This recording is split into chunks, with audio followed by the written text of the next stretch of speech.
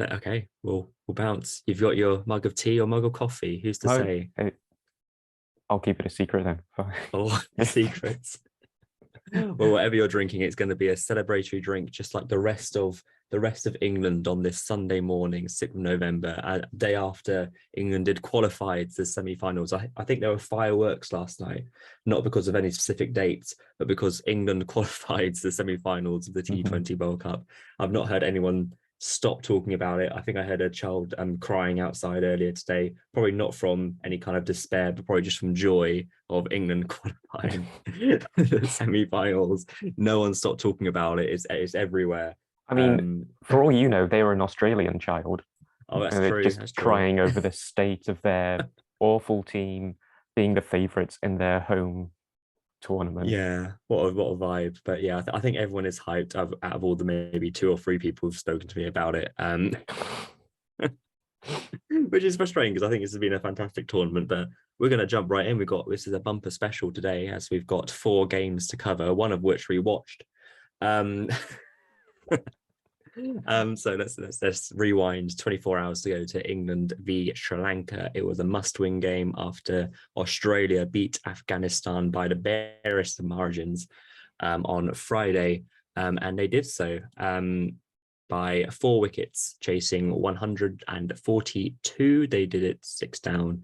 Ben Stokes top scoring. Those are the stats out of the way. Jamie, how would you rank that performance in this must-win game? It was a weird one, wasn't it? I think both sides played exactly the same. Like the rhythm of the two innings were basically the same. Like the two openers did really well. As soon as the power play ends, you can get your spinners and put some variety in your seam paces, Yeah, and that would rattle over a few wickets. While I think the difference being England had Stokes to sort of glue their innings together and just tick on while wickets were falling around him, whereas Sri Lanka didn't really have anyone post Nisanka. yeah. It felt like that kind of initial period. I think it's the first maybe 6-8 overs when Nisanka was absolutely smashing it all over the place. It was definitely another game of kind of two halves, but like you said, it was just him and no one else really stuck with him. As soon as he was gone, that was kind of it, and that's kind of been Sri Lanka's woe this tournament because they've had quite a lot of injuries as well.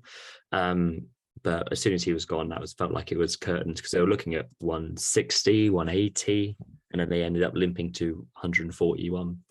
Um, but they started really, really strongly. You thought, oh, are we on for something here? But again, England's bowling came through after a tricky start to, I think, they were 70 odd for one off 8 overs, which is going about nines and overs, and then limping along to 140.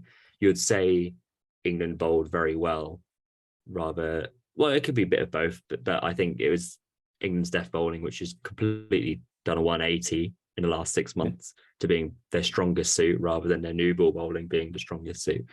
So we'll have a little look at those bowlers, shall we? Man of the match yesterday, who has got some scathing criticism from the Just Not Cricket pod, was Adil Rashid. 4 overs, 1 for 16, only going at fours. I'm not sure if he got hit for a boundary from my memory. But yeah, he bowled really tightly, really well on the pitch that offered a bit for spin. I think he did bowl unluckily the other day against New Zealand. But this kind of really showed his composure and experience, a bit like Stokes later, that you need in this must-win game. Those are the players that you turn to really kind of rein it in. Because I think he bowled in the 5th over as well in the power play. So again, experienced on his shoulders. Yeah, no, he smashed it. Like he's not really had any sort of form coming into the tournament or at the beginning of the tournament. Like you said, a little bit unlucky. Last game, Mo dropped a stinker, so he didn't get his wicket. Yeah. But to be fair, I think fielding, he's been pretty decent. All games he's got a run out. He's got a few good catches. He got caught Kane Yeah. last game. But today was completely different story bowling wise. He just didn't offer the batsman anything. Like going at 4 and over is insane for T20. Yeah. Like I think the pitch was definitely suited for him, but Mhm. you've still got to make the most of that when you're bowling like that, because Oh, massively. other bowlers would just take that for granted and then get smashed all over the place. Yeah, for sure. Yeah, and especially when he's coming on when they are smashing it all over the place. Like he's coming in such a pressure situation. He's not coming on when they're 70 for 4. He's coming on when they're going at 9s, 10s, and over, and able to rein that back in to go at 4s. It's great. And again, just experienced guy and the kind of just player you really want in that situation and really comes through. Yeah. Um, In a couple of interviews, I think last game and this game, he's been saying that he's felt good even Yeah. before the tournament when he's not been getting wickets or good enough economies. He's been saying that he's been feeling good, that the bowling hasn't been getting the rewards that it deserves necessarily. mhm. And like T20 can do that to you. Sometimes it can skew stats. Yeah. I think it's a bit 50-50. Like maybe he has been feeling good and it's just been a bit unlucky. But I think this and the last game have been the first instances where he's actually picked up to look like the Rashid we know he can be. Yeah. And at the ideal time as well. So you look at now 2 more games At the against 2 more good ideal performances. time. At the ideal time. There's the title of the video. No, yeah, perfect. Exactly what you want from an England perspective. But everyone else just performed as well. Like Stokes came on at the right time to get the wicket when it was needed, much like the other day against New Zealand when he got Williamson out. Again, he was a partnership breaker. No questions about whether he should be in the team. I don't think anymore. Woke's consistent. Wood again got 3 wickets. I think you can just copy and paste that for every game that he's playing at the moment. I think he Wood only did really well to come back after his first over. He got smacked for like 17. Yeah. And then Yeah. he's bowling one of the last overs. He was one of the He death bowled 2 of the bowlers. death, I think. Yeah, with Sam Curran. Yeah, and he managed to peg it back really well. So Really well. Yeah. Yeah, that's the thing. Yeah, you got pace, and that's probably going to get you wickets. And you're going to have to be an incredibly skilled player to hit a 95-mile-an-hour bowler out the park at the death every ball. So no, just that's exactly what you want to create such a balanced attack. And again, copy and paste. You got Sam Curran performing at the death again, 4 overs, 1 for 27. I have got some statos on Sam Curran, as he is the talk of the town and these current affairs. At the death at this World Cup, he's bowled 4 times at the death. Overall, he's bowled 40 balls, only conceded 32 runs, and has got 7 wickets in that time. It's pretty good. it's all right. I think you'd take those number of runs regardless of how many wickets. Yeah, massively. And he's got 7 wickets on top of that. Yeah. Yeah. And again, yesterday you just saw that kind of weird seat bouncer because he's not quick, but surprising with the bouncer, nailing the Yorkers every time. I think we're really seeing that kind of potential come to full now with Sam Curran, which is crazy considering he's still so young and early on in his career, that he's absolutely smashing it every game. So we were coming into the tournament thinking Topley would be the death over bowler as well. And like getting injured for him was sad. But that's allowed Curran to thrive off that. I think he would have played regardless, being it's interesting bowling all-rounder. Like would Wokes have played instead, or it's a tricky one to know, because then you've got 2 left armers, but then what role would Curran have in the team? Yeah, because is he really the new ball bowler? I'm not really sure. When you've got Topley, then you kind of have that awkward like what's Curran there for? But I think with Topley being injured, as gutting as it is for him, it's really given that kind of sense of this is your role now, you can go and do it. And I think that's really helped him because he's always been a bit of I think bits and pieces cricketer. I think you could always he can help get an odd wicket or he can get a quick 20 or something, but he's not really had like you are this role. So I think this has really kind of helped him step up, which is great. Yeah, sure. Good bowling again, double thumbs up England, well done. And also Wood got a great run out at the end as well, which was really good match awareness from a fast bowler. I thought was great. Batting wise, they were out to the efforts of Dawid Malan because he got a groin injury in the field. Don't know whether or not that's going to rule him out of the rest of the World Cup, but you just imagine Phil Salt would come in, or I can't see them bringing in another bowler. and they could bring Chris Jordan, but I can't see them doing that. I think they just stack the batting again. Just put Salt at 3, done. But yeah, got off to a good start. Butler and Hales again after New Zealand rocketed along, got to 75 off 7 overs, which really just eats the deficit. I know Sri Lanka pulled it back a little bit, but once you get off to that kind of start, I think you're pretty much game, set and match, to be honest. Hales is really coming into form now, obviously batting really well with Butler. Again, good opening partnership was had. Yeah, they found a really good partnership at the minute. They seem to click well. Now, like Hales didn't get off to the greatest start in the first 2 games. I think I said he's kind of using those as warm-ups. Yeah. Getting used to the pitches. And I think that's kind of improved, right, with how well he's playing now. Yeah, I think so. I think those 2, there's no worries about. The rest of the fuckers. A little bit, yeah. Some of those wickets were fucking awful. I think even I'll give Hales a little bit of leeway considering he scored well. That looks like a complete that kind of wicket for me is like, I don't know how you get it off the toe of the end of the bat like that. I think that's a weird kind of fluke considering he's set the platform, he's done his job. He's got a 7. He only needs 70 off the last 13 overs. That's his job done, really. Yeah. But if we didn't have Stokes, we would have genuinely been skittled out and lost that game. I think so. And it was a really big blow not having Milan, because I think that's the kind of role Stokes was playing in the innings. He came in at 3. He wasn't going around the ground. He wasn't like Stokes has got a really good ability to switch up or switch down his tempo as the game needed. He can just play the ball individually, each on its own merit, whereas some other players, i.e. Livingston, Mo, are always in the mindset of gotta smash it. It's T20, it's 6s. I don't think they've got into their heads yet that these grounds are huge. Yeah. Yeah, no, I think you're completely right. I think these are the kind of games that show that. Yeah, I think Sri Lanka really played into that as well, especially with the Livingston, because they had Hasaranga, De Silva come on and like really squeeze it.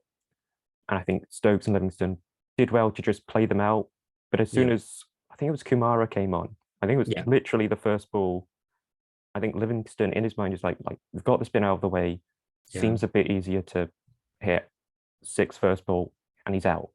Yeah. I think for as bad as the wickets were, I think Sri Lanka bowled and fielded and were captained really, really well. They if they had won that, they'd have fully deserved it. Yeah. I think as well they bowled into England's egos as well at times. And I don't think necessarily the likes of Brooke and Livingston have much to really fall back on from this tournament. They've had good experience past. Brooke had a great tour of Pakistan, but I think Brooke has maybe been found out a little bit during this tournament, like he's not performed to levels he'd want to. And I've had this not necessarily issue with Livingston, but over the summer especially, there was so many times where he would take an over for about 12 or 14, and you're like, okay, that's great, you've got momentum back, you can really build on that. But then he would go again and always get out in that kind of same over when it feels like he's got that rush of blood to the head, like I'm just doing every ball now, I can do this. Like you see the difference between him and like Stokes, and Stokes can get the boundaries when you need to get the boundaries, but then we'll rein it back in to be like, no, let's just get the win. Let's just win the game and get through to a semi-final. We don't need to do it all flash. Like you're only going less than 6 and over. You don't have to do it in this massive like grando way. Like it's just a really frustration. It's like you're having Livingston and Ali.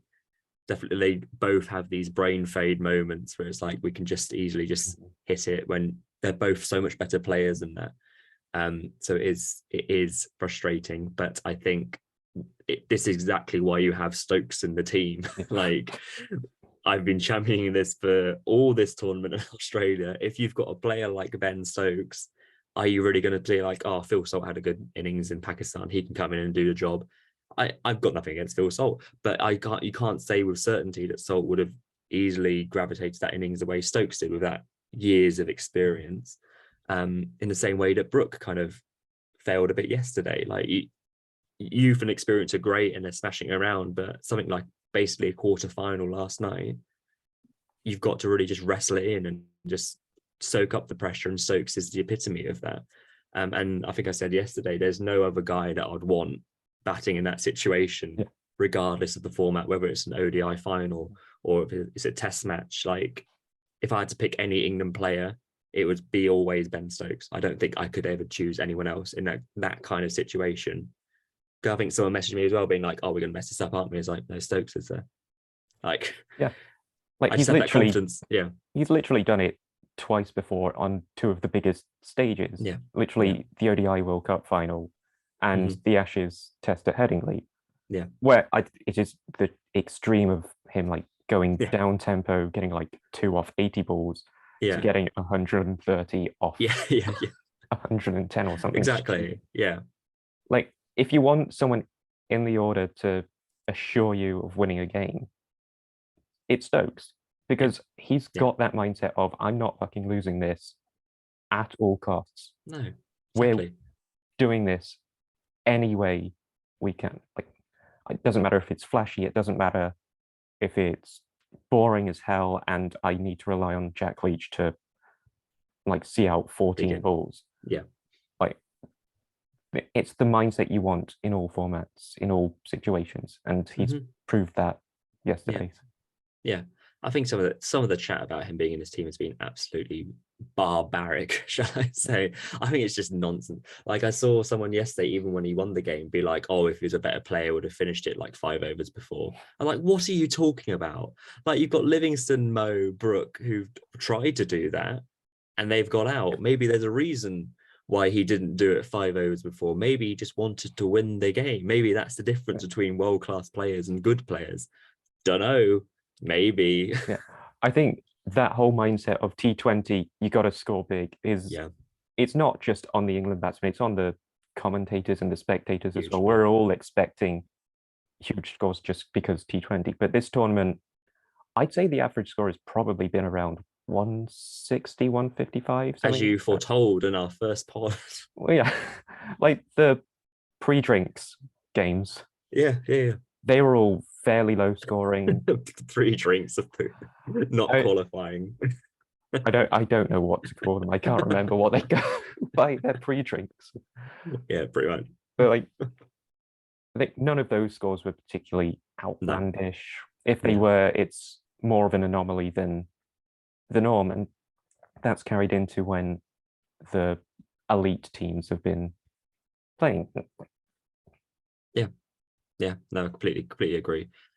So yeah, I'm just glad that and it's not even just this performance. I know he's not necessarily got the runs this tournament, but like I said, he got vital breakthrough earlier with the ball, got Williamson out the other day. He bowls well at the beginning of the innings, and whenever you just need him, like just chucking a ball, he'll perform. He's absolute guarantee in the field. He's never going to drop you anything. He gets in your best team, and that is it. Full stop. I'm not arguing about it. But yeah, it'll be interesting to see how they go if Milan isn't fit. I guess it will just be Salt at 3, and then that will give like a bit more license to him. He can just smash it, and then Stokes can accumulate if needs to. But it might be interesting if he keeps Stokes at 3, like he did well at 3. Maybe gives him a bit of a role, like the same way Sam Curran's got a role. But I think Milan may be fit. But I mean, we had Mo come in at 3. Was it against New Zealand? Yeah, it was. It was. Yeah. So they've proved they can just adapt. Yeah, exactly. So if Salt were to come in for Milan, you'd imagine he comes in straight away. If Hales or Butler goes early, if they kick on a bit, you can throw Salt in and just see how it goes. But if you need Stokes to come in and calm it down, or if you've got like 2 left arm spinners or a leg spinner on, you can bring Mo in. Yeah, exactly. That's a good thing about the team. It's just so adaptable and flexible, even with the ball, even with the bat. I think that what makes them probably one of the 2 best sides, I would say, in this tournament. Who's the other side? We'll get to that later in this Bombay edition of the pod. So yeah, any other thoughts about England other than well done, double thumbs up? Not well done, not double thumbs up. Because thumb's almost up. One thumb is almost up. I'll give them. They got through. They did the job. I'll give them 1 thumb up. Okay. So yeah, there you go. Cool. But GG's. Well done. You need to sort your middle order shit out. Yeah. You can't. I Stop completely going agree. for big sixes. You can hit them along the ground for fours, and that's plenty. Yeah, I just knock it around like Stokes did. He got 42 and won the silly, but yeah, I'm sure they both know that. And I think that's also where you have the issue of no Bairstow in this team as well. Like if you had Bairstow in it, you could chuck him in at 4 and then have Stokes 5 maybe, and then you've got that experienced powerhouse. So, you know, Brook and Livingston probably have less than 20 games between them, and that's starting to show. But I think they'll be better for that performance and realize, no, there are different ways to play. So we'll see. One thumb up.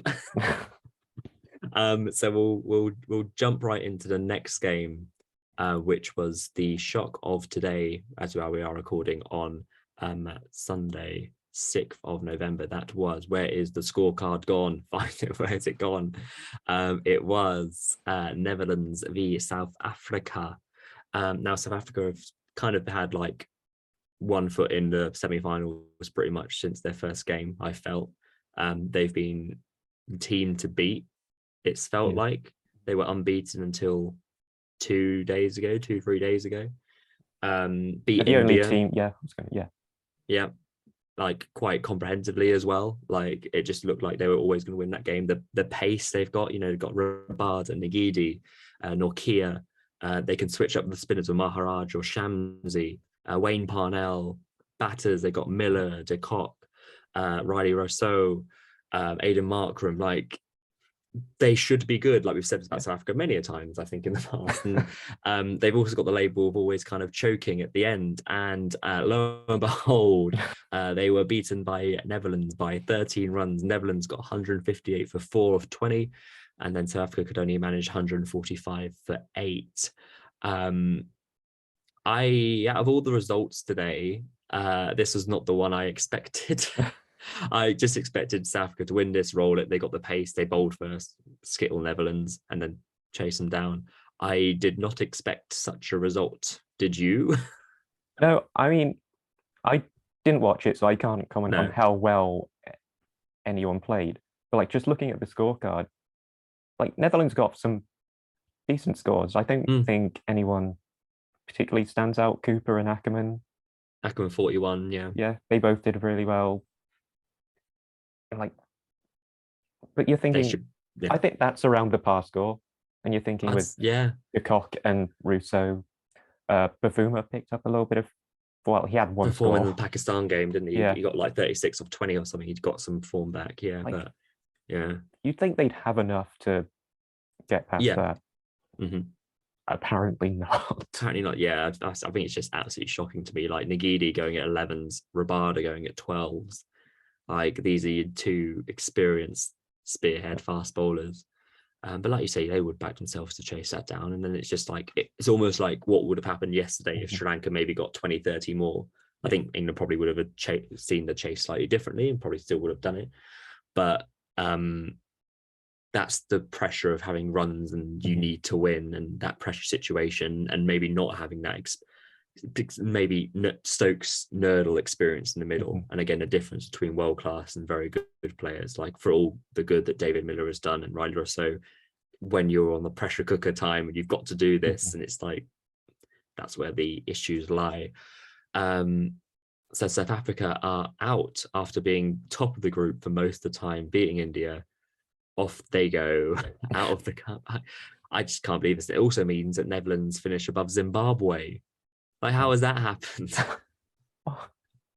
Like, this group 2 has been nonsense. Like, it came in today that 4 teams could get through to the semi-final, and obviously only 2 of them could progress. But the fact you get that into the last day of the group is mental. It's just silly. Like, I swear South Africa are the only team in the group to have had them and Zimbabwe had no result. Yeah. So if South Africa had actually played that game, you obviously make them favourites for it. They'd have an extra couple of points. So I think they were 4 or 5 balls off winning that game because it was rain affected. I think they needed to get to 50 or like 35 off 5 overs or something silly, and they were like 57 for none off 3, and then it started to rain. So they all rue that opportunity, but they should also be beating Netherlands, and they should have beaten Pakistan, because they had Pakistan 20 odd for 5 or something ridiculous every night, and then they went on to get 170 through Shadab Khan. It was they've got no one else to blame. They can blame that rain game all they like, but they should be beating Netherlands and they Yeah. should have beat Pakistan. And that's how the cookie did crumble with South Africa. And off they go. Because I was kind of thinking they're dark horses, they could go on to win, but off they go. So it means that we only have one team left in the cup who hasn't won it before, which is New Zealand. I thought we probably would have two, but no. So that meant the next game, which was between Bangladesh and Pakistan, basically was a knockout. Whichever team won that game would have gone through to semis, which would be massive for Bangladesh. Spoilers, they didn't win. They only got 127. And then Pakistan chased that down 5 down with relative ease. And then somehow Pakistan have qualified for the semi-finals. 6 days ago, rumors were that they'd already organized their flights back to Karachi. So off to see Pac Bean perform. see Pac Bean. So this is the revenge of Pac Bean. He'll be laughing at Zimbabwe once more. I can't believe that Pakistan are through. I just don't believe, like, a lot of it's come down for Shaheen Shah Afridi, who came back from injury to start the tournament, and then in the last game got 3 for 14 against South Africa, 4 for 22 today. He's just a guy that I love watching bowl. Like, he just absolutely brings his A game when he's on form and fit. And you would say Pakistan have a chance now to probably win the thing from being gone. I wouldn't bet against it. I mean, I always feel like in World Cups, whether it's T20 or ODI, or say in the FIFA World Cup, there's the winner usually has a really off game where they lose against an obscure team.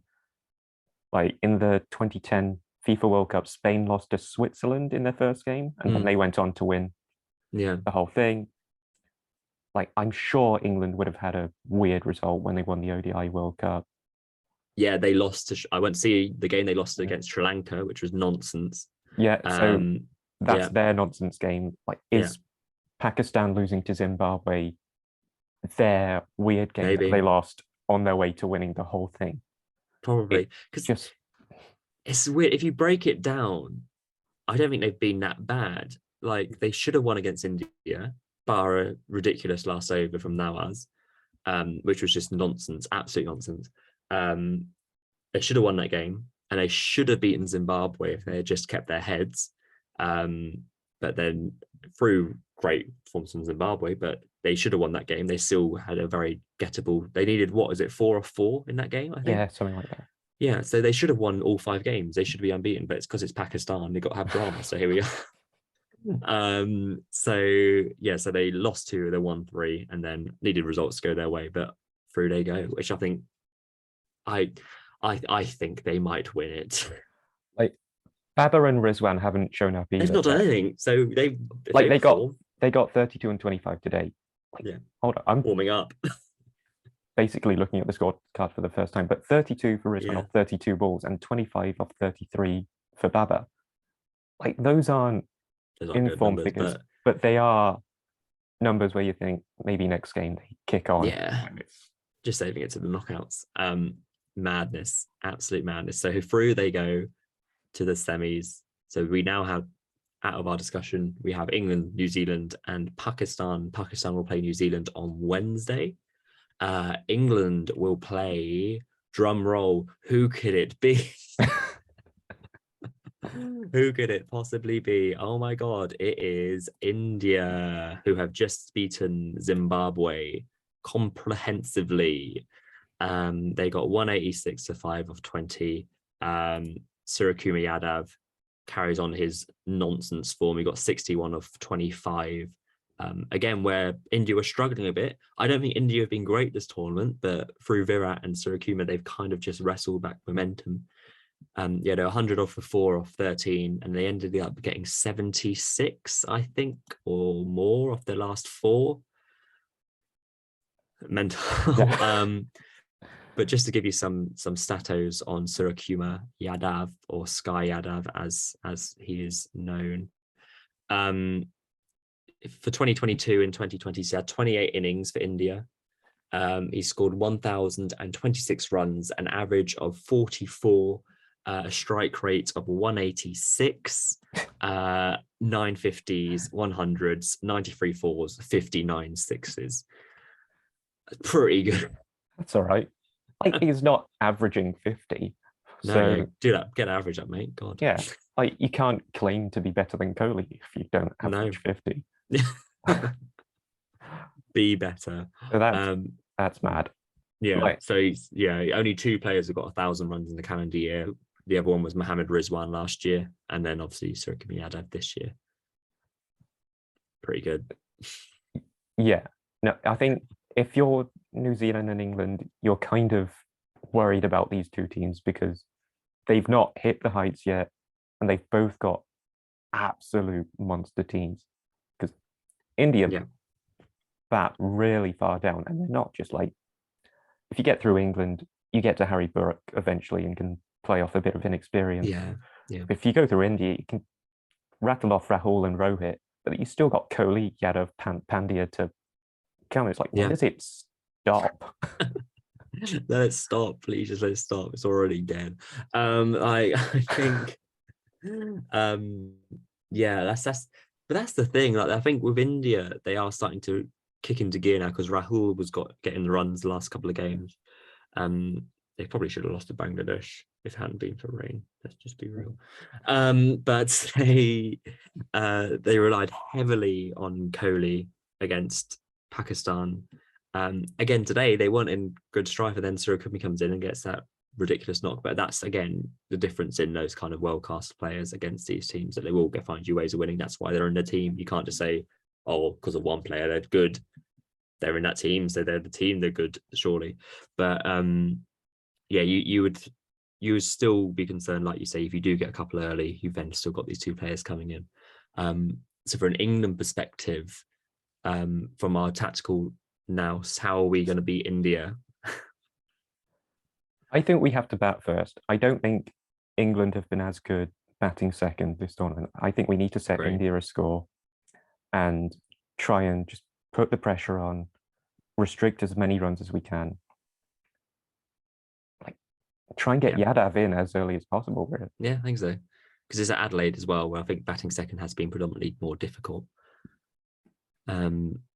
Yeah, I would agree. Bat first, go big.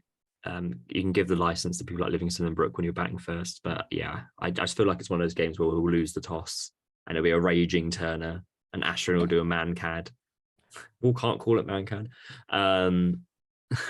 Technical run out. run out at the non-striker's end. I don't know. I think they're quite well matched. I think they are the 2 best teams. Like I said earlier, I think they both have the best strength and depth. I think they've both got the best flexibility in terms of bowlers. Arshdeep Singh has been a real find for them. They don't have Jadeja or Bumrah, lest we forget, and they're still world-class performers. So I think matchups are good. If you hate the word matchups, it's so boring. But I think they are the 2 best teams, and a New Zealand and Pakistan, something you don't really know what you're going to get. And I think I might still pip Pakistan to beat New Zealand, but then New Zealand are good in tournaments. They could still go on to win. It could be an England-New Zealand final, which would be fun, or it could be India-Pakistan final, which could also be fun. I think both results are very likely. I can't see it being anything other than those 2 teams going through, just because narrative. I mean, it's got to be one or the other. It's got to be either Pakistan, India for the madness of a final that it would be, or it's got to be New Zealand, England to have Australia's 2 biggest rivals. Yeah. Potentially win the World Cup in their own backyards.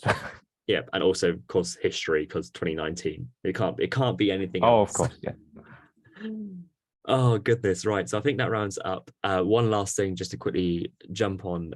I did a little cheeky poll earlier, asking our beloved followers who they thought was the lead wicket or the best bowler of the tournament so far out of the semi-finalists. And I chose Sam Curran, Arshdeep Singh, Tim Southee, or Shadab Khan. Have you had a think of who they might have voted for, Mr. I think the Indian fans get everywhere. Ah, I think our followers will have picked Singh.